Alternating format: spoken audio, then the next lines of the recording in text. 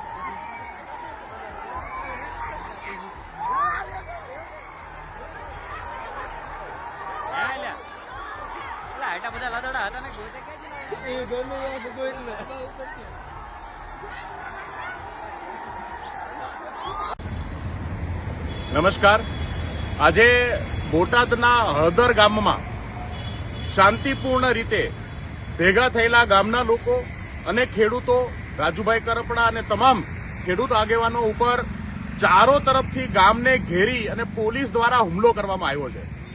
પોલીસના લોકોએ જ તે પોતાની ગાડીઓ સળગાવી, પોતાની ગાડીઓ ઉલટી નાખી, પોલીસના લોકોએ જ તે પથ્થરબાજો કરી અને કોઈ પણ ભોગે ત્યાં ભેગા થયેલા લોકોને વિખેરવા માટે બહુ બર્બરતાપૂર્વક લોકો ઉપર હુમલો કર્યો છે. ટીયર ગેસ છોડ્યા છે, ફાયરિંગ પણ થયું હોય એવો પણ અંદેશો છે. ખેડૂતો ઉપર આટલી બર્બરતાપૂર્વક જે કૃત્ય કરવામાં આવ્યું છે એને સખત શબ્દોમાં વખોડીએ છીએ. જે રીતે ગુજરાતની સરકાર, ભાજપ, પોલીસનો દુરુપયોગ લોકોના અવાજને દબાવવા માટે, લોકો પર અત્યાચાર કરવા માટે, ખેડૂતોને એના અધિકારો માટે જ્યારે ખેડૂત પોતાની વાત કરતો હોય ત્યારે ખેડૂત ઉપર આવી રીતે હુમલો કરવો એ ગુજરાતની અંદર સૌથી મોટો કલંક છે. આજનો દિવસ કાળો કલંક છે. સત્તાની જે બર્બરતા છે એની હદ આપણે આજે હળદર ગામની અંદર જોઈ છે. તમામ શાંતિપૂર્ણ રીતે બેઠેલા અને પોતાની વાત રજૂ કરતા ખેડૂતો ઉપર આવી રીતનો હુમલો વખોડવાને લાયક છે. અને આજે જે સ્થિતિ થઈ છે એ સ્થિતિ માટે ભાજપ જવાબદાર છે, ભાજપના નેતાઓ જવાબદાર છે. પોલીસે ભાજપના ઈશારાથી આ કૃત્ય કર્યું છે એ ખૂબ જ નિંદનીય છે. અને હું આ તમામ ગુજરાતના ખેડૂતો, તમામ લોકોને શાંતિ જાળવવા માટે અપીલ કરીશ અને શાંતિપૂર્ણ રીતે આ જે આપણી લડાઈ છે આપણે ચાલુ રાખવાના છે. સૌનો આભાર. ભારત માતા કી જય. વાત કરીએ આમ આદમી પાર્ટીની, તો આમ આદમી પાર્ટીએ આજે સાંજે 4 વાગે બોટાદમાં કિસાન મહાપંચાયતનું આયોજન કર્યું હતું. આ મહાપંચાયતનું આયોજન એટલે કરવામાં આવ્યું હતું કેમ કે બોટાદ માર્કેટિંગ યાર્ડમાં એક કડદા પ્રથા ચાલી રહી છે, તેની વિરુદ્ધમાં રાજુ કરપડાએ હાલમાં નેતૃત્વ લીધું છે. અને હવે બોટાદથી ખૂબ જ હિંસક દ્રશ્યો સામે આવી રહ્યા છે, જેમાં પોલીસ અને આપણે જે આમ આદમી પાર્ટીના સમર્થકો વચ્ચે જબરજસ્ત ઘર્ષણ થયું છે અને પોલીસે ખૂબ મોટા પાયે ત્યાં લાઠીચાર્જ પણ કર્યો છે. અને આપને જણાવી દઈએ કે આમ આદમી પાર્ટીના જે બીજા અન્ય જે નેતાઓ જે છે ગુજરાતમાં, જે અન્ય ફેલાયેલા છે, જેમ કે જૂનાગઢના રેશમા પટેલ, તેમને સવારથી નજરકેદ કરવામાં આવ્યા હતા. આ પછી વાત કરી ઈસુદાન ગઢવીની. આમ આદમી પાર્ટીના પ્રદેશ પ્રમુખ ઈસુદાન ગઢવી જ્યારે તેઓ બોટાદ જવા નીકળ્યા, ગાંધીનગરથી બોટાદ જવા નીકળ્યા, ત્યારે તેમની રસ્તામાં જ એમને ધરપકડ કરી દેવામાં આવી હતી અને તેમને રસ્તામાં પોલીસ દ્વારા અટકાવવામાં આવ્યા હતા. આમ હવે બોટાદથી આ જે દ્રશ્યો સામે આવી રહ્યા છે, જેમાં પોલીસ અને આમ આદમી પાર્ટીના સમર્થકો વચ્ચે જબરજસ્ત ઘર્ષણ થયું છે અને પોલીસની ગાડીઓ પણ ઊંધી પાડી દેવામાં આવી છે, જ્યારે સામે પક્ષે પોલીસે ખૂબ મોટા પાયે ત્યાં લાઠીચાર્જ કર્યો છે. તો આ બાબતે તમારું શું માનવું છે અમને કોમેન્ટ બોક્સમાં લખીને જરૂર જણાવો. જો તમે અમને યુટ્યુબ પર જોઈ રહ્યા તો સબસ્ક્રાઇબ કરો, જો તમે અમને ઇન્સ્ટાગ્રામ અને ફેસબુક પર જોઈ રહ્યા તો ફોલો કરો. સાથે જ અમારી વોટ્સએપ ચેનલ આવી ગઈ છે, જોઈન કરવાનું ના ભૂલતા. નમસ્કાર.